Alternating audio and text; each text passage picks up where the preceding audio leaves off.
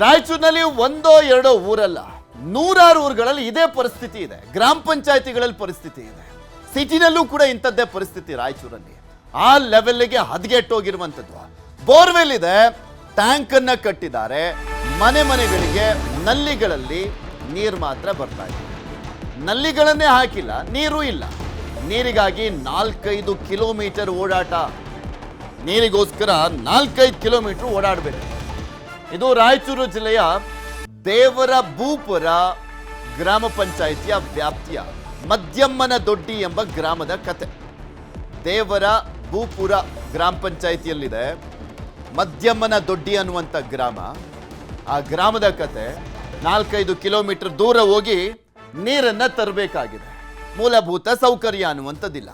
ಹಾಗಾದ್ರೆ ಅಲ್ಲಿನ ಜನರ ಗೋಳೇನು, ಯಾವ ರೀತಿಯಾಗಿ ಸಂಕಷ್ಟವನ್ನ ಎದುರಿಸ್ತಾ ಇದ್ದಾರೆ, ಅದರ ಜೊತೆಗೆ ಆಕ್ರೋಶವನ್ನ ವ್ಯಕ್ತಪಡಿಸಿದ್ದಾರೆ. ನೋಡ್ಕೊಂಬೋಣ.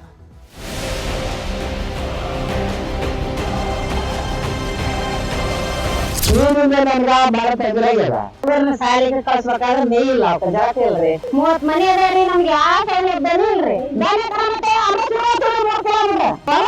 ಮನೆ ಕೇಳಿಯ ನಾವ್ ಏನ್ ಕೇಳಿದ್ರಿ ಅವ್ರನ್ನ ನೀರ್ ಮಾಡ್ರಿ ಅಂತ ಹೇಳಿ. ರಾಯಚೂರು ಜಿಲ್ಲೆಯ ದೇವರ ಭೂಪುರ ಗ್ರಾಮ ಪಂಚಾಯಿತಿ ವ್ಯಾಪ್ತಿಯ ಮದ್ಯಮ್ಮನ ದೊಡ್ಡಿ ಎಂಬ ಗ್ರಾಮ ಇದು. ಇಲ್ಲಿ ಕಳೆದ 50 ವರ್ಷಗಳಿಂದಲೂ ಕುಡಿಯುವ ನೀರಿನ ಸಮಸ್ಯೆ ಇದೆ.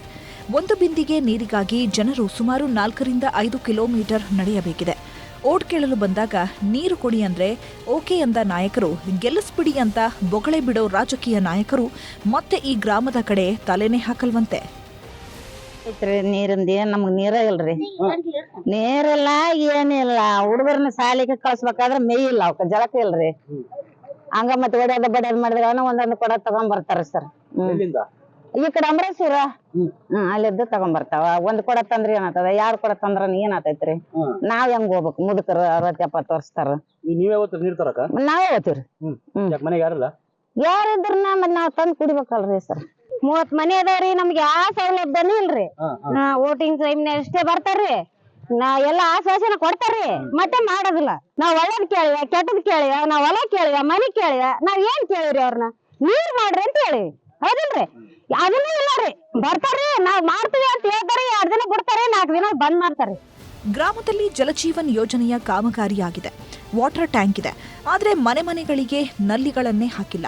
4-5 ಕಿಲೋಮೀಟರ್ ದೂರ ನೀರು ತರಲು ಮಕ್ಕಳು ಶಾಲೆಗೆ ರಜೆ ಹಾಕುವ ಅನಿವಾರ್ಯತೆ ಎದುರಾಗ್ತಿದೆ. ಒಮ್ಮೊಮ್ಮೆ ಸ್ನಾನಕ್ಕೂ ನೀರಿರಲ್ಲ. ನೀರಿಂದ ನನಗ ಬಹಳ ತೊಂದರೆ ಆಗ್ಯದ. ನಾನು 8 ದಿನಕ್ಕೊಮ್ಮೆ ನೀರು ತಗೊಳ್ಳೋ ಬಂದೈತೆ ಪರಿಸ್ಥಿತಿ. ಯಾಕಂದ್ರ 1-2 ಮೊಮ್ಮಕ್ಳು ಇದಾವ. ಅವ್ರ ಸಿಟ್ನಾಗ ಸಾಲಿ ಬಿಡು ಪಟ ಹೊಡೆಯೋದು ಬಿಡ್ತಾರ. ಅವ್ನು ಏನ್ ಮಾಡ್ಬೇಕು ನಾವು? ಈಗ ನಮ್ಮಿಂದ ಹೋಗಿ ತರೋದನ್ನ ಆಗದಲ್ಲ. ಈಗ ಹಾಕಿ ನಾನಿಬ್ರೆ ಹೋಗಿ ತರೋದನ್ನ ಆಗಂಗಿಲ್ಲ. ನಾವ್ ಏನ್ ಮಾಡ್ಬೇಕ? ನಮ್ಗ ನೀರಿಂದ ಬಹಳ ತ್ರಾಸ ಐತಿ. ಬಿಟ್ಟಿಲ್ರಿ. 1 ದಿನ ಬಿಟ್ಟ ಕಿಲೋ ಬಿಡ್ತಾನ್ರಿ. ಪೈಪ್ ಇದಾವ್ರಿ ಬೇಕಾದಂಗ. ಪೈಪ್ ನಳ ಇಲ್ರಿ, ನಳ ಮುರ್ದವ್ರಿ. ಗುಮ್ಮಿಗೆ ಬಿಡ್ಬೇಕಾ ನೀರ್ನ? ಗುಮ್ಮಿಗೆ ಬಿಡ್ಬೇಕ್ರಿ. ಬಿಡಲ್ಲ. ಬಿಡ್ದಲ್ರಿ. ಎಲ್ಲಿ ತರ್ತೀರಿ ನೀರು? ದಾನೇಕನ ಮತ್ತೆ ಅಮರೇಶ್ವರ ಹೋಗ್ತೀವ್ರಿ 3 ಕಿಲೋಮೀಟರ್. ಕುಡಿಯಕ ನೀರಿಲ್ರಿ. ನಮ್ಗ್ ನೀರಿಂದ ನಮ್ಗ ತೊಂದ್ರೆ ಆಗ್ಯದ್ರಿ. ನಮ್ಗ್ ನೀರ್ ಬೇಕ್ರಿ ಮೊದಲ. ನಮ್ದು ನೀರಿನ ಸಲುವಾಗಿ ಸಾಲಿ ಹೋಗ್ಬೇಕಂತ ರೆಡಿ ಆಗಿದ್ವಿ. ನೀರಿನ ಸಲ ಬಿಡ್ಸ್ಯಾರ್ರಿ. ಅದ್ರ ಸಂಬಂಧ ರೀ ಅಮರೇಶ್ವರಕ್ಕೆ ಹೋಗಿ ನೀರ್ ತರ್ಬೇಕ್ರಿ. ನೀರ್ ಇರ್ಲಿಕ್ಕಂದ್ರ ಜಳಕ ಮಾಡಕ್ ಆಗೋದಿಲ್ರಿ. ನಮ್ ದೊಡ್ಡನೆಲ್ಲರೂ ಬಿಟ್ಟಾರ್ರಿ ನೀರಿನ ಸಲಗ. ಕೂಡಲೇ ಸರ್ಕಾರ ಈ ಮದ್ಯಮ್ಮನ ದೊಡ್ಡಿ ಗ್ರಾಮಕ್ಕೆ ನಲ್ಲಿ ಸಂಪರ್ಕ ಮಾಡಿಸಿ ನೀರು ಪೂರೈಸಬೇಕಿದೆ. ವಿಶ್ವನಾಥ್ ಹೂಗಾರ್, ನ್ಯೂಸ್ 18, ರಾಯಚೂರು. ಇದ್ರ ಬಗ್ಗೆ ಇನ್ನಷ್ಟು ಮಾಹಿತಿಯನ್ನ ಕೊಡ್ತಾ ಹೋಗ್ತಾರೆ ನಮ್ಮ ರಾಯಚೂರಿನ ಪ್ರತಿನಿಧಿ ವಿಶ್ವನಾಥ್ ಹೂಗಾರ್. ನಮ್ಮ ಜೊತೆ ನೇರ ಸಂಪರ್ಕದಲ್ಲಿ ಜಾಯ್ನ್ ಆಗಿದ್ದಾರೆ. ರಾಯಚೂರು ಜಿಲ್ಲೆಯಲ್ಲಿ ಆಲ್ಮೋಸ್ಟ್ ಎಲ್ಲ ತಾಲೂಕಿನಲ್ಲೂ ಈ ಪರಿಸ್ಥಿತಿ ಇದೆ ಅಂತ ಕಾಣಿಸುತ್ತೆ. ಈ ಹಳ್ಳಿಯಲ್ಲಿ ನೋಡ್ತಾ ಇದ್ದೀವಿ 4-5 ಕಿಲೋಮೀಟರ್ ಹೋಗ್ಬಿಟ್ಟು ಇನ್ನೂ ಕೂಡ ನೀರು ತರಬೇಕು ಅಂದರೆ ಎಷ್ಟು ಮನೆಗಳಿದ್ದಾವೆ, ಎಷ್ಟು ಜನ ಇದ್ದಾರೆ ಅಲ್ಲಿ? ಯಾಕೆ ಇದ್ರ ಬಗ್ಗೆ ಯಾರು ಕೂಡ ಕಾಳಜಿ ವಹಿಸ್ತಾ ಇಲ್ಲ? ಯಾಕೆ ಇನ್ನೂ ಕೂಡ ನಲ್ಲಿಯನ್ನು ಹಾಕ್ಸ್ಕೊಟ್ಟಿಲ್ವಂತೆ? ಪೃಥ್ವಿ, ರಾಯಚೂರು ಜಿಲ್ಲೆಯ ಲಿಂಗಸ್ಕೂರು ವಿಧಾನಸಭಾ ಕ್ಷೇತ್ರದಲ್ಲಿ ಬರ್ತಕ್ಕಂತಹ ಮದ್ಯಮ್ಮನ ದೊಡ್ಡಿ ಅನ್ನುವಂಥದ್ದು ದೇವರ ಭೂಪುರ ಗ್ರಾಮ ಪಂಚಾಯಿತಿ ವ್ಯಾಪ್ತಿಯಲ್ಲಿ ಬರ್ತಕ್ಕಂತಹ ಈ ಒಂದು ಗ್ರಾಮದಲ್ಲಿ ಸರಿಸುಮಾರು 60ಕ್ಕೂ ಹೆಚ್ಚು ಕುಟುಂಬಗಳು, ಅಂದ್ರೆ 300ಕ್ಕೂ ಹೆಚ್ಚು ಜನ ಈ ಒಂದು ಗ್ರಾಮದಲ್ಲಿ ವಾಸ ಮಾಡ್ತಾ ಇದ್ದಾರೆ. ಆದ್ರೆ ದಶಕಗಳಿಂದಲೂ ಕೂಡ, ಸ್ವಾತಂತ್ರ್ಯ ಸಿಕ್ಕ ನಂತರದಲ್ಲೂ ಕೂಡ ಇದುವರೆಗೂ ಕೂಡ ಈ ಒಂದು ಗ್ರಾಮಕ್ಕೆ ಸರಿಯಾದ ರೀತಿಯಾದಂತಹ ಕುಡಿಯುವ ನೀರಿನ ಸೌಲಭ್ಯವನ್ನ ರಾಜಕಾರಣಿಗಳಾಗಿರ್ಲಿ ಅಲ್ಲಿರ್ತಕ್ಕಂಥ ಅಧಿಕಾರಿಗಳಾಗ್ಲಿ ಒದಗಿಸ್ತಾ ಇಲ್ಲ ಅನ್ನುವಂಥದ್ದು ಅಲ್ಲಿನ ಗ್ರಾಮಸ್ಥರ ಅಳಲು. ಆ ಕಡೆ ಆ ಒಂದು ಗ್ರಾಮದಿಂದ ಅಮರೇಶ್ವರ ಅಂತಕ್ಕಂಥ ಒಂದು ಕ್ಷೇತ್ರ ಬರ್ತದೆ, ಅಲ್ಲಿಗೆ ಹೋಗಿ ನೀರು ತರ್ಬೇಕಂದ್ರೂ 3 ಕಿಲೋಮೀಟರ್ ಆಗ್ತದೆ. ಇತ್ತ ಕಡೆ ಪರಾಂಪುರ ಎನ್ನುವಂತಹ ಒಂದು ಗ್ರಾಮ ಬರ್ತದೆ, ಅಲ್ಲಿಗೆ ಹೋಗಿ ನೀರು ತರ್ಬೇಕಂದ್ರೂ 3 ಕಿಲೋಮೀಟರ್. ಅಂದ್ರೆ ಇವರು ಬರೀ ನೀರ್ ತಿರೋದಕ್ಕೇನೆ ಇಡೀ ದಿನವನ್ನ ಕಳಿತಕ್ಕಂಥ ಪರಿಸ್ಥಿತಿ ಆ ಒಂದು ಗ್ರಾಮದಲ್ಲಿ ನಿರ್ಮಾಣ ಆಗಿದೆ. ಇದಕ್ಕೆ ಸಂಬಂಧಪಟ್ಟಂತೆ ಮಕ್ಕಳನ್ನು ಕೂಡ ಶಾಲೆಗೆ ಕಳಿಸೋಕ್ ಆಗ್ತಾ ಇಲ್ಲ, ಸರಿಯಾದ ವಿದ್ಯಾಭ್ಯಾಸವನ್ನ ಕೊಡ್ಸೋಕ್ ಆಗ್ತಾ ಇಲ್ಲ ಅನ್ನುವಂತ ಅಳಲನ್ನ ಅವರು ತೋಡ್ಕೊಳ್ತಾ ಇದ್ದಾರೆ. ಪ್ರತಿ ಬಾರಿ ಚುನಾವಣೆಗಳು ಬಂದಂತ ಸಂದರ್ಭದಲ್ಲಿ ರಾಜಕಾರಣಿಗಳು ಬಂದು ಇಲ್ಲಿ ಕುಡಿಯುವ ನೀರಿನ ವ್ಯವಸ್ಥೆಯನ್ನ ನಾವು ಮಾಡ್ಕೊಡ್ತೀವಿ ಅನ್ನುವಂತ ಆಶ್ವಾಸನೆಯನ್ನು ಕೊಡ್ತಾರೆ. ಅವರ ಮಾತನ್ನ ನಂಬಿ ನಾವು ಮತವನ್ನ ನೀಡ್ತೀವಿ. ಆದ್ರೆ ಯಾವುದೇ ರೀತಿಯಾದಂತ ಅದಾದ ಬಳಿಕ ಅವರು ಗೆದ್ದು ಹೋದ ನಂತರದಲ್ಲಿ ವಾಪಸ್ ನಮ್ಮ ಊರಿಗೆ ಬರೋದಿಲ್ಲ, ನಮ್ಮ ಗೋಳನ್ನೇ ಕೇಳೋದಿಲ್ಲ ಅನ್ನುವಂತ ಅಳಲನ್ನ ಅಲ್ಲಿ ತೋಡ್ಕೊಳ್ತಾ ಇದ್ದಾರೆ ಪೃಥ್ವಿ. ಮತ್ತೊಂದು ಕಡೆ ಜಲ್ ಜೀವನ್ ಮಿಷನ್ ಅನ್ನುವಂತ ಯೋಜನೆಯಿಂದ ಇವತ್ತು ಮನೆ ಮನೆಗಳಿಗೆ ನೀರು ನಲ್ಲಿಯ ಮೂಲಕ ನೀರನ್ನು ಸರಬರಾಜು ಮಾಡ್ತೀವಿ ಅಂತ ಹೇಳ್ತಕ್ಕಂಥ ಸರ್ಕಾರ ಅಲ್ಲಿ ಕಾಮಗಾರಿಯನ್ನೇನೋ ಮಾಡಿದೆ, ಒಂದು ವಾಟರ್ ಟ್ಯಾಂಕ್ ನಿರ್ಮಾಣ ಮಾಡಿದ್ದೆ ಬಂತು ಹೊರತು ಯಾವ ಮನೆಗಳಿಗೂ ಕೂಡ ಅಲ್ಲಿ ಒಂದು ನಲ್ಲಿಯನ್ನು ಕೂಡ ಹಾಕಿಲ್ಲ. ಅಂದ್ರೆ ಅಲ್ಲಿ ಕುಗ್ರಾಮ ಇರತಕ್ಕಂಥ ಹಿನ್ನೆಲೆಯಲ್ಲಿ ಆ ಜನರನ್ನ ಯಾಮಾರಿಸ್ತಕ್ಕಂಥ ಕೆಲಸವನ್ನು ಕೂಡ ಅಲ್ಲಿ ಮಾಡಲಾಗಿದೆ. ಎಷ್ಟು ಮನೆಗಳಿದಾವೆ, ಎಷ್ಟು ಜನ ಇದ್ದಾರೆ? PDO ಅಂತ ಒಬ್ಬ ಬದುಕಿರ್ತಾನಲ್ವಾ ಗ್ರಾಮ ಪಂಚಾಯತಿಲಿ, ಆತನಿಗೆ ಕಾಣಿಸ್ತಾ ಇಲ್ವಂತ? ಬೇಸಿಕ್ ನೀರನ್ನ ಕೊಡ್ಬೇಕಾಗಿರುವಂತದ್ದು ಏನ್ ಹೇಳ್ತಾನಂತೆ PDO? ಪೃಥ್ವಿ PDOನ ಸಂಪರ್ಕಿಸಿದಂತ ಸಂದರ್ಭದಲ್ಲೂ ಕೂಡ ನಾವಲ್ಲಿ ಗುಮ್ಮಿಗಳ ಮೂಲಕ ಅವರಿಗೆ ನೀರನ್ನ ಕೊಡ್ತಾ ಇದೀವಿ ಎನ್ನುವಂತಹ ಮಾತನ್ನ ಹೇಳ್ತಾನೆ. ಆದ್ರೆ ಆ 3 ಗುಮ್ಮಿಗಳೇನಿದಾವೆ, ನಾವು ಸ್ಥಳಕ್ಕೆ ಭೇಟಿ ನೀಡಿದಂತ ಸಂದರ್ಭದಲ್ಲಿ 3 ಗುಮ್ಮುಗಳಲ್ಲೂ ಕೂಡ ತಿಂಗಳಾನುಗಟ್ಟಲೆ ನೀರೇ ಬಂದಿರದೇ ಇರತಕ್ಕಂಥ ಪರಿಸ್ಥಿತಿ ಅಲ್ಲಿ ಆ ಒಂದು ವಿಜುವಲ್ ಅಲ್ಲೇ ಗೋಚರವಾಯಿತು. ಹಾಗಾಗಿ ಬರೀ ಕೇವಲ ಕಣ್ಣೊರೆಸ್ತಕ್ಕಂಥ ತಂತ್ರವನ್ನು ಕೂಡ ಅಲ್ಲಿನ ಅಧಿಕಾರಿಗಳು ಕೂಡ ಮಾಡ್ತಾ ಇದ್ದಾರೆ, PDOನು ಮಾಡ್ತಾ ಇದ್ದಾರೆ ಅನ್ನುವಂತ ಆರೋಪವನ್ನ ಅಲ್ಲಿನ ಸಾರ್ವಜನಿಕರು ಮಾಡ್ತಾ ಇದ್ದಾರೆ. ಹಾಗಾಗಿ ನಮಗೆ ಏನು ಬೇಡ ಸ್ವಾಮಿ, ಕುಡಿಯೋಕೆ ನೀರು ಮಾತ್ರ ಕೊಡಿ ಎನ್ನುವಂತ ಅವರ ಅಳಲನ್ನ ನೋಡಿದ್ರೆ ನಾವು ಸ್ವಾತಂತ್ರ್ಯ ಪಡೆದು ಏನ್ ಸಾರ್ಥಕವಾಯಿತು. ಇವತ್ತು ಪ್ರಜಾಪ್ರಭುತ್ವ ವ್ಯವಸ್ಥೆಯಲ್ಲಿ ಜನರ ಹಕ್ಕುಗಳಿಗೆ ಮೂಲಭೂತ ಸೌಲಭ್ಯಗಳನ್ನು ಕೊಡದೇ ಇರತಕ್ಕಂತ ಈ ಸರ್ಕಾರದ ಜನಪ್ರತಿನಿಧಿಗಳ ಅಧಿಕಾರಿಗಳ ನಿರ್ಲಕ್ಷ್ಯ ಧೋರಣೆಗೆ ಇಡೀ ಶಾಪವನ್ನು ಹಾಕ್ತಕ್ಕಂತ ಒಂದು ಪರಿಸ್ಥಿತಿಯಲ್ಲಿ ನಿರ್ಮಾಣ ಆಗಿದೆ ಪೃಥ್ವಿ. ಅಲ್ಲ, ಆ ಒಂದು ಗ್ರಾಮಕ್ಕೆ ಯಾರು ಗ್ರಾಮ ಪಂಚಾಯತಿ ಸದಸ್ಯರು ಅಂತ ಈ ಮುಂಚೆ ಇರ್ಲಿಲ್ವಾ? ಈಗಿಲ್ಲ, ಓಕೆ, ಗ್ರಾಮ ಪಂಚಾಯತಿ ಸದಸ್ಯರು ಮುಂಚೆ ಯಾರು ಇರ್ಲಿಲ್ವಾ? ಅವರು ಏನು ಹೋರಾಟ ಮಾಡ್ಲಿಲ್ವಂತ? ಅದು ಜಲ್ ಜೀವನ್ ಮಿಷನ್ ಅನ್ನುವಂಥದ್ದಿದೆ, ಮನೆ ಮನೆಗೆ ನಲ್ಲಿ ಅನ್ಬಿಟ್ಟು ಏನ್ ಮಾಡ್ತಾ ಇದ್ರಂತೆ ಆ ಸದಸ್ಯರು ಅಷ್ಟು ದಿನ ಅಧಿಕಾರದಲ್ಲಿದ್ದಾಗ? ಪೃಥ್ವಿ ನೋಡಿ ಏನಾಗಿದೆ, ಅಲ್ಲಿ ಜಲ ಜೀವನ್ ಮಿಷನ್ ಅನ್ನುವಂತ ಯೋಜನೆಯ ಮೂಲಕ ಕಾಮಗಾರಿಯನ್ನೇನ್ ಮಾಡಿದ್ದಾರೆ ಅಂತ ನಾ ಹೇಳಿದೆ. ಆ ಕಾಮಗಾರಿಗೆ NOCನೂ ಕೂಡ ಕೊಟ್ಟಿದ್ದಾರೆ ಇವರು. ಅಂದ್ರೆ ಅಲ್ಲಿರ್ತಕ್ಕಂತಹ ಪಂಚಾಯತ್ ಡೆವಲಪ್ಮೆಂಟ್ ಅಧಿಕಾರಿ ಆಗಿರ್ಲಿ, ತಾಲೂಕ್ ಪಂಚಾಯತಿ ಮುಖ್ಯ ಕಾರ್ಯನಿರ್ವಾಹಕ ಅಧಿಕಾರಿ ಆಗಿರ್ಲಿ, ZP CO ಆಗಿರ್ಲಿ, ಇವರು ಅಲ್ಲಿ ಕಾಮಗಾರಿಯನ್ನ ಮಾಡಿದಾರೋ ಇಲ್ವೋ ಅನ್ನುವಂತಹ ಒಂದು ಇನ್ಸ್ಪೆಕ್ಷನ್ ಅನ್ನ ಮಾಡಿ ಅವರಿಗೆ NOCಯನ್ನ ಕೊಡ್ಬೇಕು. ಆದ್ರೆ ಅಲ್ಲಿ ಯಾರೊಬ್ಬರ ಮನೆಗಳಿಗೂ ಕೂಡ ಒಂದೇ ಒಂದು ಸಿಂಗಲ್ ನಲ್ಲಿಯನ್ನು ಕೂಡ ಹಾಕದೇ ಇರತಕ್ಕಂತಹ ಆ ಒಂದು ಕಾಮಗಾರಿಗೆ ಇವರು NOCಯನ್ನ ಕೊಟ್ಟಿದ್ದಾರೆ. ಹೀಗಾಗಿ ಅಲ್ಲಿ ಏನಾಗ್ತದೆ, ದುಡ್ಡು ಹೊಡೆದಿದ್ದಾರೆ ಅಷ್ಟೇ ಇಲ್ಲಿ ಜಲ್ ಜೀವನ್ ಮಿಷನ್ ಹೆಸರಲ್ಲೂ. ಖಂಡಿತವಾಗಿಯೂ ಕೂಡ ಅಲ್ಲಿ ದುಡ್ಡು ಹೊಡೆದಿರತಕ್ಕಂಥದ್ದು ಕಂಡು ಬರ್ತದೆ. ಯಾಕಂತ ಕೇಳಿದ್ರೆ ಅಲ್ಲಿ ಆ ಸಾರ್ವಜನಿಕರಿಗೂ ಯಾರಿಗೂ ಹೊರಗಡೆ ಅಧಿಕಾರಿಗಳಿಗೆ ಸಂಪರ್ಕವೇ ಇಲ್ದಿರತಕ್ಕಂಥ ಪರಿಸ್ಥಿತಿಯಲ್ಲಿ ಇವ್ರು ಯಾರಿಗೂ ಹೋಗಿ ಹೇಳ್ಬೇಕಂದ್ರೆ ಸರ್ಕಾರದ ಲಿಸ್ಟ್ ಅಲ್ಲಿ ಆ ಗ್ರಾಮಕ್ಕೆ ಜಲ್ ಜೀವನ್ ಮಿಷನ್ ಮುಖಾಂತರ ನಾವು ನೀರನ್ನ ಕೊಟ್ಟಿದೀವಿ ಅನ್ನುವಂಥದ್ದು ದಾಖಲಾಗ್ತದೆ. ಆದ್ರೆ ಆ ಊರಿಗೆ ನೀರೇ ಇಲ್ಲ, ಆ ಊರಿನ ಮನೆಗಳಿಗೆ ನಲ್ಲಿನೇ ಇಲ್ಲ. ಹೀಗಾಗಿ ಇವತ್ತು ಅಲ್ಲಿರ್ತಕ್ಕಂತಹ ಗುಮ್ಮಿಗಳಿಗೂ ಕೂಡ ಸರಿಯಾಗಿ ನೀರು ಪೂರೈಕೆ ಮಾಡ್ತಾ ಇಲ್ಲ. ಮತ್ತೊಂದು ಕಡೆ ಇವತ್ತು ಸರಿಯಾದ ಮಳೆ ಇಲ್ಲದೆ ಇವತ್ತು ಜನ ತತ್ತರಿಸಿ ಹೋಗ್ತಾ ಇದ್ದಾರೆ. ಇದರ ಕಡೆ ಜಾನುವಾರುಗಳು ನೋಡ್ಬೋದು, ಅಲ್ಲಿ ಇರ್ತಕ್ಕಂಥ ಬಹುತೇಕರು ಅಂದ್ರೆ 99% ಅಲ್ಲ, 100% ಜನ ರೈತರೇ. ಹಾಗಾಗಿ ಅಲ್ಲಿ ಇರ್ತಕ್ಕಂಥವ್ರು ಜಾನುವಾರುಗಳನ್ನ ಕಟ್ಕೊಂಡು ಮೇಕೆಗಳನ್ನ ಕುರಿಗಳನ್ನ ಸಾಕೊಂಡು ಬದುಕ್ತಾ ಇದ್ದಾರೆ. ಆದ್ರೆ ಆ ಜಾನುವಾರುಗಳಿಗೂ ಕೂಡ ಸರಿಯಾದಂತಹ ನೀರಿಲ್ಲ ಎನ್ನುವಂತ ಅಳಲನ್ನ ತೋಡ್ಕೊಳ್ತಾ ಇದ್ದಾರೆ. ನೋಡಿ ದೃಶ್ಯದಲ್ಲಿ ನೋಡಬಹುದು ಪೃಥ್ವಿ, ನೀವು ಒಂದು ಗೋವು ಇವತ್ತು ನೀರಿಲ್ಲದೆ ಇವತ್ತು ಬರೀ ನೆಕ್ತಾ ಇರತಕ್ಕಂಥ ದೃಶ್ಯ ಆ ಒಂದು ಸ್ಥಳದಲ್ಲಿ ಕಂಡು ಬಂತು. ಹೀಗಾಗಿ ಜನಪ್ರತಿನಿಧಿಗಳು ಅಧಿಕಾರಿಗಳನ್ಸ್ಕೊಂಡವರು ಇವತ್ತು ಆ ಕಡೆ ನೋಡ್ಬೇಕಾಗಿದೆ, ಆ ಜನರ ಒಂದು ದನಿಗೆ ಕಿವಿಗೊಡ್ಬೇಕಾಗಿದೆ. ಸರಿ, ಮೂಲಭೂತ ಸೌಕರ್ಯಗಳಲ್ಲಿ ಅಗತ್ಯವಾಗಿ ಬೇಕಾದಂತಹ ಒಂದು ಏನಪ್ಪಾ ಅಂತ ಹೇಳಿದ್ರೆ ಕುಡಿಯುವ ನೀರು, ಆ ಕುಡಿಯುವ ನೀರಿನ ಸೌಲಭ್ಯವನ್ನ ಜನರಿಗೆ ಮಾಡ್ಕೊಡ್ಬೇಕಾಗಿದೆ ಪೃಥ್ವಿ. ಅಲ್ಲ, ಎಷ್ಟೋ ಕಡೆ ನೋಡ್ತಾ ಇರ್ತೀವಿ, ಆ ಊರುಗಳಿಗೆ ಸೌಲಭ್ಯವನ್ನ ಮಾಡ್ಕೊಡದೇ ಇದ್ದಾಗ ಸಮಸ್ಯೆಗಳು ಇದ್ದಂತ ಸಂದರ್ಭದಲ್ಲಿ ಆ ಗ್ರಾಮ ಪಂಚಾಯತಿಗೆ ಬೀಗ ಹಾಕಿ ಪಾಠ ಕಲಿಸಿ ಅದಾದ್ಮೇಲೆ ಕೆಲಸವನ್ನ ಮಾಡಿಸ್ಕೊಂಡಿದ್ದಾರೆ. ಈ ಗ್ರಾಮದ ಜನ ಫುಲ್ ಸೈಲೆಂಟಾ? ಯಾರು ಕೇಳೋರೇ ಇಲ್ವಂತ? ಬರೀ ಯಾರಾದ್ರೂ ಬಂದಾಗ ಅಸಮಾಧಾನ, ಆಕ್ರೋಶ, ಅಲ್ಲಿಗೆ ಮತ್ತೆ ಸುಮ್ಮನಾಗ್ಬಿಡ್ತಾರಂತ? ಖಂಡಿತವಾಗಿಯೂ ಪೃಥ್ವಿ, ನಾವೇನು ನ್ಯೂಸ್ 18 ತಂಡ ಆ ಒಂದು ಗ್ರಾಮಕ್ಕೆ ಭೇಟಿ ನೀಡಿದಂತ ಸಂದರ್ಭದಲ್ಲಿ ಈಗ ಅವರು ರೊಚ್ಚಿಗೆದ್ದಿದ್ದಾರೆ, ಆಕ್ರೋಶ ಭರಿತರಾಗಿದ್ದಾರೆ. ನಾವು ಪಂಚಾಯತಿಗೆ ಬೀಗ ಹಾಕಿ ಪ್ರತಿಭಟನೆಯನ್ನು ಮಾಡೋದಕ್ಕೆ ಮುಂದಾಗಿದ್ದೀವಿ. ಈಗ ಕೊನೆಯ ಬಾರಿಗೆ ನಾವು ಒಂದು ಪ್ರಯತ್ನ ಅನ್ನುವ ರೀತಿಯಲ್ಲಿ ನಿಮ್ಮ ನ್ಯೂಸ್ 18 ಚಾನೆಲ್ ನಲ್ಲಿ ನೀವು ನಮ್ಮೂರಲ್ಲಿ ನ್ಯೂಸ್ 18 ಎನ್ನುವಂತಹ ಒಂದು ಕಾರ್ಯಕ್ರಮದ ಮೂಲಕ ಇವತ್ತು ಜನಪ್ರತಿನಿಧಿಗಳನ್ನ, ಅಧಿಕಾರಿಗಳನ್ನ ಸಂಪರ್ಕಿಸಿ ನೀವು ಅನೇಕ ಸಮಸ್ಯೆಗಳನ್ನ ಪರಿಹಾರ ಮಾಡಿದಿರಿ. ಆ ಕಾರಣಕ್ಕಾಗಿ ಕೊನೆಯ ಬಾರಿಗೆ ಒಂದು ಪ್ರಯತ್ನ ಅನ್ನುವಂತೆ ನಿಮ್ಮನ್ನ ನಾವು ನಮ್ಮೂರಿಗೆ ಕರೆಸಿದೀವಿ. ಇದು ಏನಾದ್ರೂ ಅಕಸ್ಮಾತ್ ಆಗಿ ಪ್ರಯತ್ನ ಫಲಿಸ್ಲಿಲ್ಲ ಅಂತಂದ್ರೆ ಖಂಡಿತವಾಗಿಯೂ ಕೂಡ ನಾವು ಇಡೀ ಗ್ರಾಮದ ಮಕ್ಕಳು ಮರಿಗಳು ರುದ್ರಾದಿಯಾಗಿ ನಾವೆಲ್ಲರೂ ಕೂಡ ಹೋಗಿ ಪಂಚಾಯತಿ ಮುಂದ್ಗಡೆ ಬಿಂದಿಗೆಗಳನ್ನ ಇಟ್ಕೊಂಡು ಪಂಚಾಯತಿಗೆ ಬೀಗ ಹಾಕಿ ನಾವು ಊಟ ನೀರನ್ನು ಕೂಡ ಬಿಟ್ಟು ಕೊಡ್ತೀವಿ ಅನ್ನುವಂತಹ ಆಕ್ರೋಶವನ್ನ ಅಲ್ಲಿನ ಜನ ವ್ಯಕ್ತಪಡಿಸಿದ್ದಾರೆ. ಪೃಥ್ವಿ, ನೋಡೋಣ, ಈ ಸುದ್ದಿ ಬಿತ್ತರ ಆದ್ಮೇಲಾದ್ರೂ ಲಿಂಗಸಗೂರಿನ ಶಾಸಕರಾಗಿರುವಂತ ಮಾನಪ್ಪ ಉಜ್ಜಲ್ ಅವರು, ಇಒ, ಅಲ್ಲಿನ ಸಿಇಒ ಅವರಾದ್ರೂ ಅಟ್ಲೀಸ್ಟ್ ಗಮನ ಹರಿಸಿ ನೀರನ್ನಾದ್ರೂ ಕೊಡುವಂತೆ ಕೆಲಸವನ್ನ ಮಾಡ್ತಾರ ಅಂತ. ರೋಡ್ ಬೇಡ ಸ್ವಾಮಿ, ರೋಡ್ ಕೇಳ್ತಾ ಇಲ್ಲ, ಅಲ್ಲಿ ನಿಮ್ಮ ಕೈಲಿ ಅದು ಮಾಡೋಕ್ಕಾಗಲ್ಲ ಅಂತ ಗೊತ್ತಿದೆ, ನಿಮ್ಮ ಯೋಗ್ಯತೆಗೆ ಅಟ್ಲೀಸ್ಟ್ ಕುಡಿಯೋಕೆ ನೀರಾದ್ರೂ ಕೊಡಿ ಅಂತ ಕೇಳ್ಕೊಳ್ತಾ ಇದ್ದಾರೆ. ಸ್ಪಂದಿಸ್ತಾರ ನೋಡೋಣ, ನಾವಂತೂ ಫಾಲೋ ಅಪ್ ಮಾಡ್ತೀವಿ. ಜಮೀನು ಸಮತಟ್ಟು ಮಾಡುವಂತ ನೆಪ 3 ತಿಂಗಳಿಂದ ನಿರಂತರವಾಗಿ ಕಲ್ಲು ಗಣಿಗಾರಿಕೆಯನ್ನ ಮಾಡಲಾಗ್ತಾ ಇದೆ. ಕೊಡಗಿನ ಕುಂದಲ್ಪಾಡಿ ಗ್ರಾಮಸ್ಥರಿಗೆ ನರಕದ ಪರಿಸ್ಥಿತಿ. ಜಮೀನನ್ನ ಸಮತಟ್ಟು ಮಾಡುವಂತ ನೆಪ ಹೇಳಿ 3 ತಿಂಗಳಿಂದ ಕಲ್ಲು ಗಣಿಗಾರಿಕೆಯನ್ನ ಮಾಡಲಾಗ್ತಾ ಇದೆ. ಹೇಳೋರು ಇಲ್ಲ, ಕೇಳೋರು ಇಲ್ಲ. ಹೇಳೋರು ಇದ್ದಾರೆ, ಕೇಳೋರು ಇದ್ದಾರೆ, ಆದರೆ ಅವ್ರಿಗೆ ಏನೇನು ತಲುಪಿಸ್ಬೇಕು ತಲುಪಿಸ್ಬಿಟ್ರೆ ಕಣ್ಣು ಮೂಗು ಬಾಯಿ ಎಲ್ಲವನ್ನೂ ಕೂಡ ಮುಚ್ಕೊಂಡು ಕೂತ್ಕೊಂಡಿರ್ತಾರೆ, ಕೇಳಲ್ಲ. ದುಡ್ಡು ತಲುಪಿಬಿಟ್ರೆ ಕೊಡಗಿನ ಕುಂದಲ್ಪಾಡಿ ಗ್ರಾಮಸ್ಥರಿಗಂತೂ ನರಕ ಯಾತನೆ. ಧೂಳು, ರೋಡ್ ಹಾಳಾಗೋಗಿದೆ, ಪ್ರತಿನಿತ್ಯ ಗಾಡಿಗಳು ಓಡಾಡ್ತಾ ಇದ್ದಾವೆ, ಶಬ್ದ ಮಾಲಿನ್ಯ ಎಲ್ಲವೂ ಕೂಡ ಇದೆ ಆ ಊರಿನಲ್ಲಿ. ಆದರೆ ಆ ಊರಿನ ಪರಿಸ್ಥಿತಿ ಹೇಗಿದೆ ನೋಡ್ಕೊಂಬರೋಣ.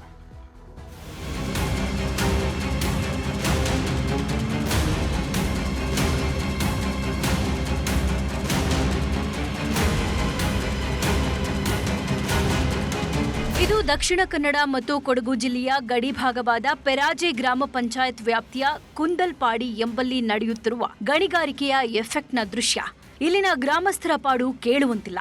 ಗ್ರಾಮ ಕೊಡಗು ಜಿಲ್ಲೆಯ ಮಡಿಕೇರಿ ತಾಲೂಕಿನ ವ್ಯಾಪ್ತಿಗೆ ಬರುತ್ತೆ. ಈ ಗ್ರಾಮದ ಖಾಸಗಿ ಜಮೀನಿನಲ್ಲಿ 3 ತಿಂಗಳಿಂದ ಕಪ್ಪು ಕಲ್ಲಿನ ಗಣಿಗಾರಿಕೆ ನಡೀತಾ ಇದೆ. ದಿನಕ್ಕೆ 3-4 ಬಾರಿ ಸ್ಫೋಟಕಗಳನ್ನ ಸಿಡಿಸಲಾಗ್ತಾ ಇದೆ.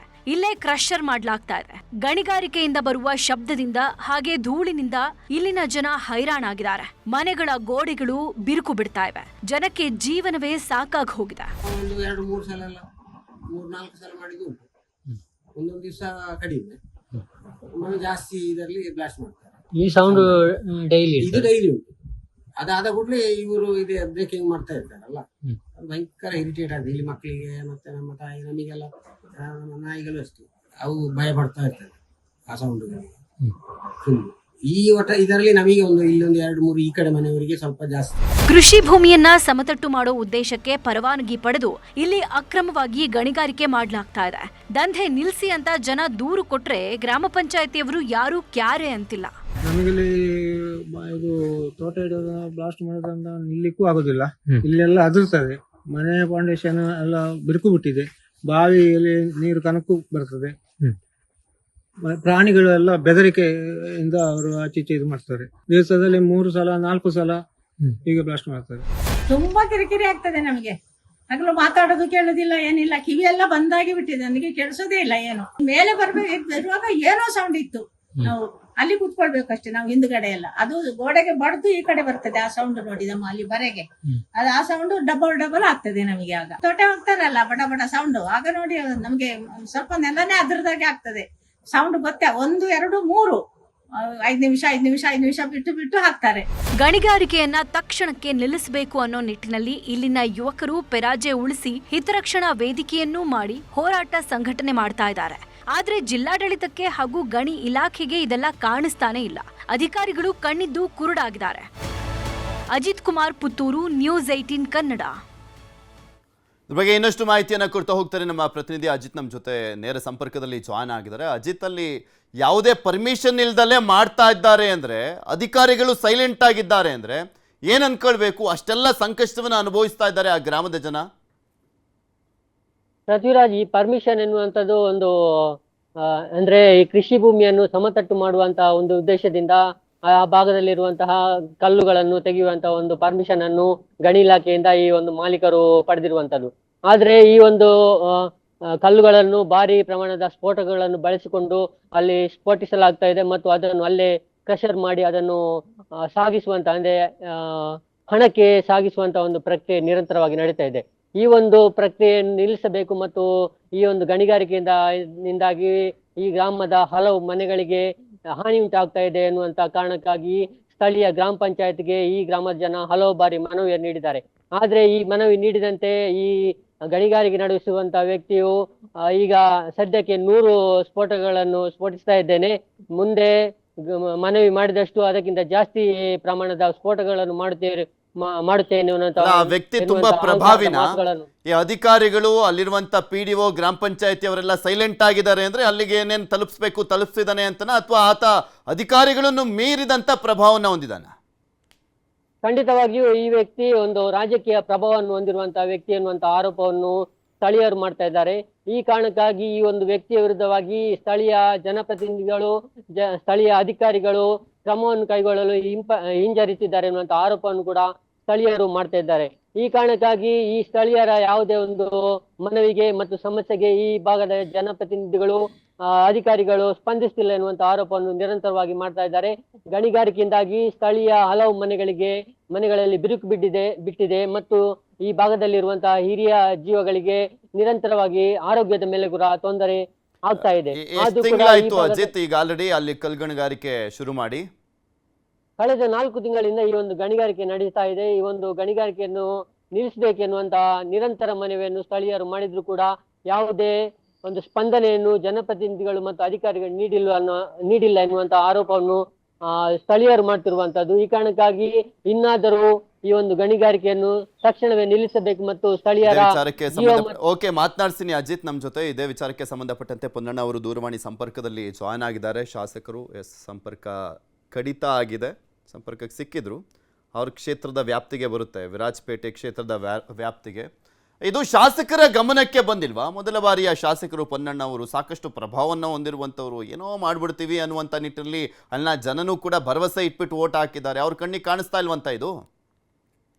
ಈ ಸ್ಥಳೀಯರ ಮಾಹಿತಿ ಪ್ರಕಾರ ಈ ಒಂದು ವಿಚಾರ ಶಾಸಕರ ಗಮನಕ್ಕೂ ಬಂದಿದೆ. ಆದ್ರೆ ಯಾವುದೋ ಶಾಸಕರು ಕೂಡ ಈ ಒಂದು ಗಣಿಗಾರಿಕೆಯನ್ನು ನಿಲ್ಲಿಸಬೇಕೆನ್ನುವಂತ ಇಚ್ಛೆಯನ್ನು ಹೊಂದಿದ್ದಾರೆ. ಆದ್ರೆ ಯಾವುದೋ ಒಂದು ಪ್ರಭಾವ ಈ ಶಾಸಕರ ಮೇಲೆ ಕೂಡ ಇರುವಂತ ಕಾರಣಕ್ಕಾಗಿ ಈ ಒಂದು ಗಣಿಗಾರಿಕೆಯನ್ನು ನಿಲ್ಲಿಸಲು ಶಾಸಕರು ಕೂಡ ಹಿಂಜರಿಸಿದ್ದಾರೆ ಎನ್ನುವಂತ ಆರೋಪವನ್ನು ಸ್ಥಳೀಯ ಯುವಕರು ಮಾಡ್ತಾ ಇದ್ದಾರೆ.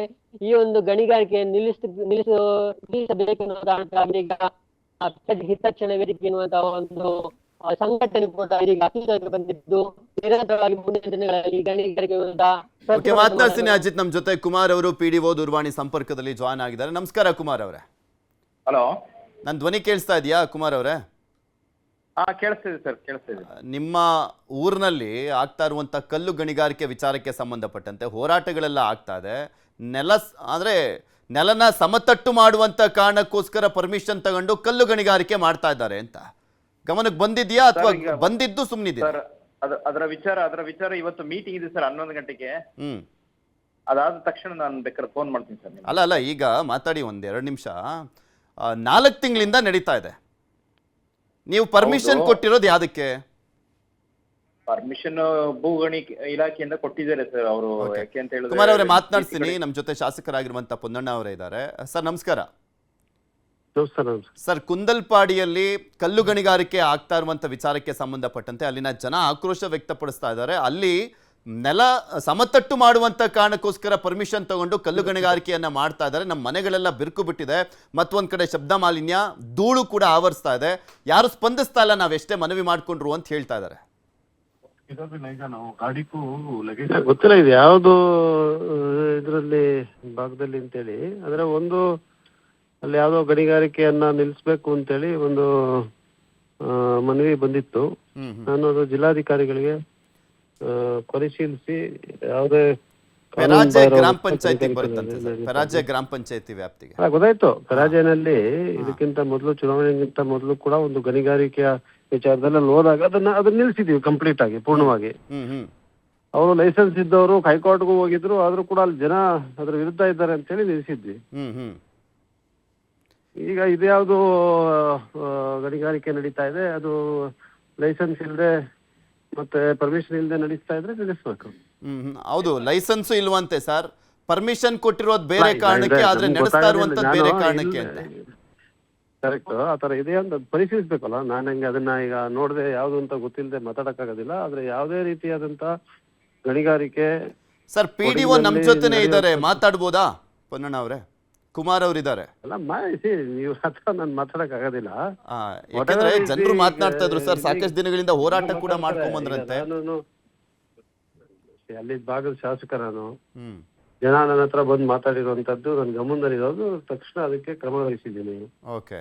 ಮತ್ತೆ ಯಾವುದೇ ತರ ಗಣಿಗಾರಿಕೆ, ಈಗ ನಾನು ಯಾಕಂದ್ರೆ ಉದಾಹರಣೆ ಕೊಟ್ಟೆ ಅಂತ ಹೇಳಿದ್ರೆ, ಯಾವುದೇ ಗಣಿಗಾರಿಕೆ ಕಾನೂನು ಪ್ರಕಾರ ಇಲ್ಲದೆ ಇದ್ರೂ ಕೂಡ ಬಿಟ್ಟಿಲ್ಲ, ನಾವು ಜನಾಭಿಪ್ರಾಯ ವಿರುದ್ಧ ಇದೆ ಅಂತೇಳಿ. ಅದರಿಂದ ಕಾನೂನು ಬಾಹಿರವಾಗಿ ಮಾಡಕ್ ಬಿಡುವಂತದ್ದು ಪ್ರಶ್ನೆನೇ ಇಲ್ಲ. ಓಕೆ. ಸೊ ಅದು ಖಂಡಿತವಾಗಿ ಅವರಲ್ಲಿ ಪಿಡಿಒನು ನಾನು ಹೇಳೋದನ್ನ ಕೇಳಿಸ್ಕೊಂಡಿದ್ದಾರೆ ಅಂತ ಭಾವಿಸಿದ್ದೇನೆ. ಅಂತದಿದ್ದರೆ ತಕ್ಷಣ ತಡಿಬೇಕು. ಜಿಲ್ಲಾಧಿಕಾರಿಗಳು ಕೂಡ ಈಗಲೇ ಮಾತಾಡ್ತೀನಿ. Okay okay, thank you Ponnanna ಅವರೇ, ನ್ಯೂಸ್ 18 ಜೊತೆ ಮಾತನಾಡಿದ್ದಕ್ಕೆ. ಕುಮಾರ್ ಅವರೇ, ನನ್ಗೊಂದು ಕ್ಲಾರಿಟಿ ಬೇಕಾಗಿತ್ತು, ಯಾವ ಕಾರಣಕ್ಕೋಸ್ಕರ ಲೈಸೆನ್ಸ್ ಕೊಡ್ಲಾಗಿತ್ತು ಅಂತ. ಸರ್ ಇವತ್ತು ಅದ್ರ ಬಗ್ಗೆನೇ ಮೀಟಿಂಗ್ ಇದೆ ಸರ್, 11 ಗಂಟೆಗೆ ಮೀಟಿಂಗ್. ಇಲ್ಲಿ ಕುಮಾರ್ ಅವರೇ, ಓಕೆ, ಯಾವ ಕಾರಣಕ್ಕೆ ಲೈಸೆನ್ಸ್ ಕೊಟ್ಟಿರೋದು ಅನ್ನೋದು ನಿಮಗೆ ಗೊತ್ತಿಲ್ವಾ ನಿಮ್ ಗ್ರಾಮ ಪಂಚಾಯತಿ ವ್ಯಾಪ್ತಿಲಿ? ಲೈಸೆನ್ಸ್ ಸರ್ ಭೂಗಣಿ ಇಲಾಖೆಯಿಂದ ಕೊಟ್ಟಿದ್ದಾರೆ ಸರ್, ಪರ್ಮಿಷನ್ ಆಗಿದೆ ಅವರಿಗೆ. ಕಲ್ಲು ಗಣಿಗಾರಿಕೆ ಮಾಡಿ ಅಂತ ಸಮತಟ್ಟು ಮಾಡ್ಲಿಕ್ಕೆ ಅಂತ ಹೇಳಿ ತಗೊಂಡಿದ್ದಾರೆ ಸರ್ ಅವರು. ಆಯ್ತಾ? ಸಮತಟ್ಟು ಮಾಡ್ಲಿಕ್ಕಲ್ವಾ? ಈಗ ಮೀಟಿಂಗ್ ಇದೆ ಸರ್, ಅದ್ರ ಬಗ್ಗೆ ಚರ್ಚೆ, ಕೂಲಂಕಷವಾಗಿ ಚರ್ಚೆ ಆಗ್ತದೆ ಸರ್. ಸಾರ್ವಜನಿಕವಾಗಿ ಒಂದು ಬಹಿರಂಗ ಸಭೆ ಕರೆದಿದ್ದೀವಿ. ನಿಮ್ ಮಾತನ್ನ ನೋಡ್ತಾ ಇದ್ರೆ ಯಾವ್ದೋ ಪ್ರಭಾವ ಬೀರದಂತೆ ಕಾಣಿಸ್ತಾ ಇದೆ, ಯಾವ್ದೋ ವ್ಯಕ್ತಿ. ಇಲ್ಲ ಸರ್, ಯಾವ್ದು ಇಲ್ಲ ಸರ್. ಯಾಕೆಂದ್ರೆ ಇನ್ನು ಮೀಟಿಂಗ್ ಆಗ್ಲಿ ಆಮೇಲೆ ಮಾತಾಡ್ತೀವಿ ಅಂತ ಹೇಳ್ತಾ ಇದೀರಾ. 4 ತಿಂಗಳಿಂದ ನಡೀತಾ ಇರೋದಲ್ವಾ? ಹೌದು ಸರ್, ಹೇಳ್ತೀನಿ ಒಂದ್ ನಿಮಿಷ. ಫೈನಲ್ ಈಗ ಇವತ್ತು ಮೀಟಿಂಗ್ ಇದೆ ಸರ್. ಮೊನ್ನೆ ಎಲ್ಲ ಮೀಟಿಂಗ್ ಕರೆದು ಎಲ್ಲ ಡಿಸ್ಕಸ್ ಮಾಡಿದೀವಿ ಸರ್ ಅದ್ರ ಬಗ್ಗೆನೆ. ಆಯ್ತಾ? 6 ವೀಲ್ ಮೇಲೆಯಿಂದ ಯಾವುದೇ ರೀತಿ ವಾಹನಗಳು ಓಡಾಡಬಾರ್ದು ಅಂತ ಹೇಳಿ ಒಂದು ಇದ್ ಮಾಡಿದೀವಿ ಸರ್, ಸ್ಟ್ರಿಕ್ಟ್ ಆಗಿ. 6 ವೀಲ್ ಓಕೆ, 4 ವೀಲ್ ಓಡಾಡ್ಬೋದಂತ? ಅಲ್ಲಿ ನೆಲ ಸಮತಟ್ಟು ಮಾಡ್ತಿರೋದ, ಕಲ್ಲು ಗಣಿಗಾರಿಕೆ ಮಾಡ್ತಿರೋದಾ? ಬ್ಲಾಸ್ಟ್ ಎಲ್ಲ ನಡೀತಾ ಇದೆಯಂತಲ್ಲ? ಸಮತಟ್ಟು ಮಾಡಿ ಕಲ್ಲು ಇರೋದನ್ನ ಇದ್ ಮಾಡ್ತಾ ಇದ್ದಾರೆ ಸರ್, ರಿಮೂವ್ ಮಾಡ್ತಾ ಇದ್ದಾರೆ ಸರ್. ಓಕೆ, ಇನ್ನು ಎಷ್ಟು ತಿಂಗಳು ಬೇಕಾಗುತ್ತಂತೆ? ಇವತ್ತು 11 ಗಂಟೆ ಮೀಟಿಂಗ್ ಕರೆದಿದ್ದೀವಿ ಸರ್, ಅದ್ರ ಬಗ್ಗೆ ಕೂಲಂಕಷವಾಗಿ. ಮೀಟಿಂಗ್ ಅಂದ್ರೆ ಯಾರ ಜೊತೆ ಮಾಡ್ತಾ ಇದ್ದೀರಾ? ಎಲ್ಲ ಸಾರ್ವಜನಿಕವಾಗಿ ಸರ್, ಬಹಿರಂಗವಾಗಿ ಸಾರ್ವಜನಿಕವಾಗಿ ಕರೆದಿರೋದು. ಗಣಿ ಇಲಾಖೆಯವರು, ಮತ್ತೆ ಕಂದಾಯ ಇಲಾಖೆ, ಅದಾದ ನಂತರ ನಮ್ಮ ಆಡಳಿತಾಧಿಕಾರಿಗಳು. ಓಕೆ. ಹಾಗಾಗಿ ಎಲ್ಲ ಬಹಿರಂಗ ಸಾರ್ವಜನಿಕವಾಗಿ ಕರೆದಿರೋದು ಸರ್ ಅದ್ರ ಸಭೆ.